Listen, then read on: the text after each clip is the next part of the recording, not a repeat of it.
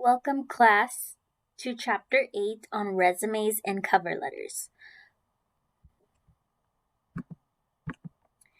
Both of these are important and work together as they represent you in the brightest light to prospective employers and should get you an interview and potentially help you land the job. We will explore some of the many ways you can design and develop them throughout this module.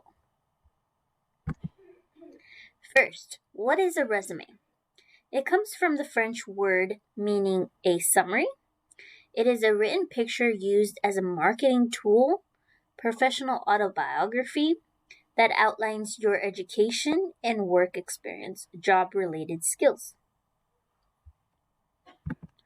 Building a resume is not easy but sometimes important to highlight with resumes is due to widespread use of scanning software. You must incorporate exact words from the job description. Also, adding some action words or keywords gives your resume much more power, and you can review the sample of action verbs page on Canvas in this module for your reference. Cover letters is a letter of introduction with usually 3 to 4 paragraphs in length explaining why you are suited for this position. How can you make a cover letter effective is by getting the attention of the prospective employer and asking yourself, what sets me apart from my possible competition and highlights your skills, etc. You can also review the cover letter basics on this presentation, but most importantly, keep it to one page.